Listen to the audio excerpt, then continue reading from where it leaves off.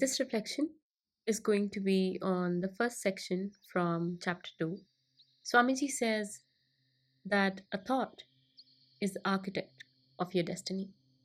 If the mind dwells continuously upon one train of thought, a groove is formed, a kind of energetic track into which the thought force starts running automatically, like water carving its own path through a rock.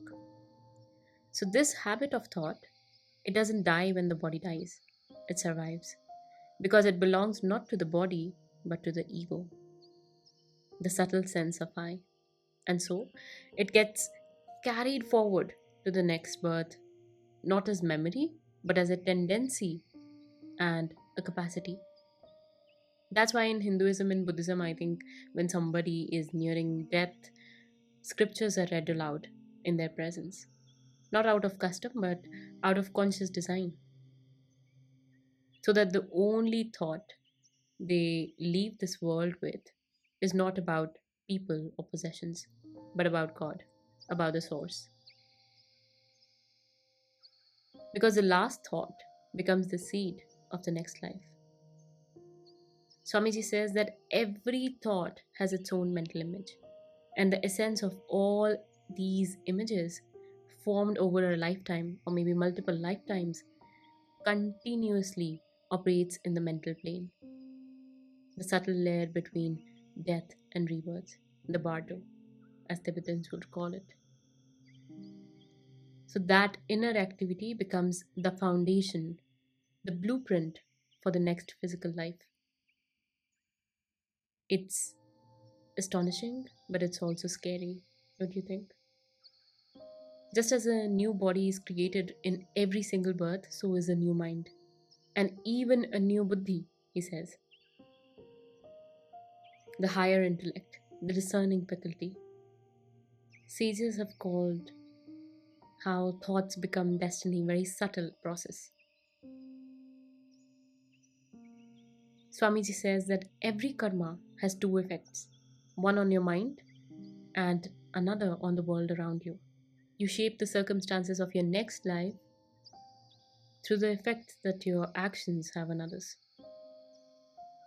He says every single action has a past that led to it and a future that flows from it.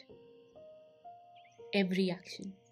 And behind every action is a desire that prompted it and a thought that shaped it.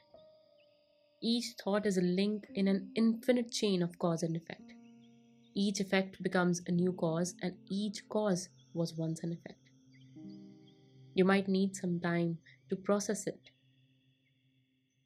to process that each effect becomes a new cause, and each cause was once an effect. So every link in this karmic chain is built from three raw elements: desire, thought, and action. A desire gives rise to a thought expresses itself as an act, and the act becomes the thread in the web of your destiny. That is how a thought leads to your destiny. Even if someone never cheats, by the way, this is an example that Swamiji has given in the book, but constantly desires what belongs to others, that silent craving can ripen into the karma of a thief in later life. Hate and revenge, even if never acted upon in this life, when secretly cherished, they are the seeds from which a future murderer is born. And on the other hand, he says, unselfish love plants the seeds that blossom into philanthropist or a saint or someone who benefits the society and the people.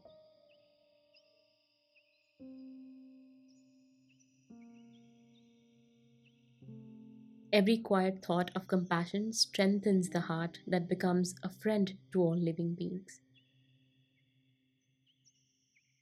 So, how do we change our path? Sage Vashishta gives the answer. He says, do Purushartha. And Purushartha means self effort, the conscious, determined exertion of your will, not passive waiting. He says, do not surrender to fatalism.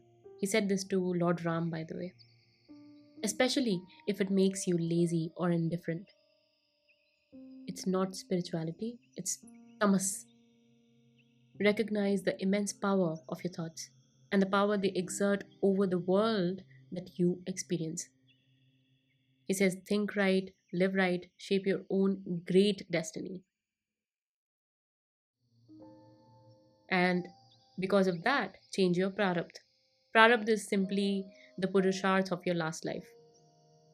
In simpler words, Swamiji means that your past effort is your present fate, and your present effort becomes your future fate. So, in a simple, maybe karmic situation, when you sow an action, you reap a habit reaps a character, and the character reaps your destiny. You might already have heard something like this before. So, you are not a victim of fate, you are its author. By the power of your thoughts, you shape your destiny. And the best part, you can undo it, you can rewrite it if you choose. All the powers, energies, and faculties you'll ever need, they already exist within you. And lastly, he says, when you do that, you become free and great.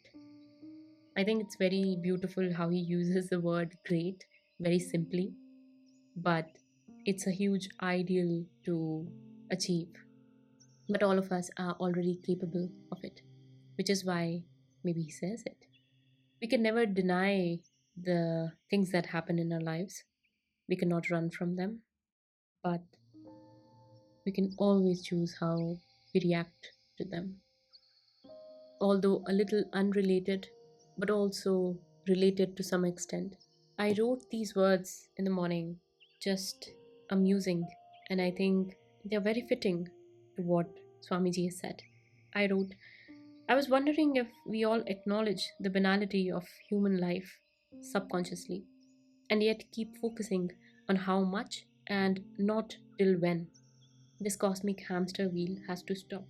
If not, then why are we here changing costumes over and over again to experience the same fatigue?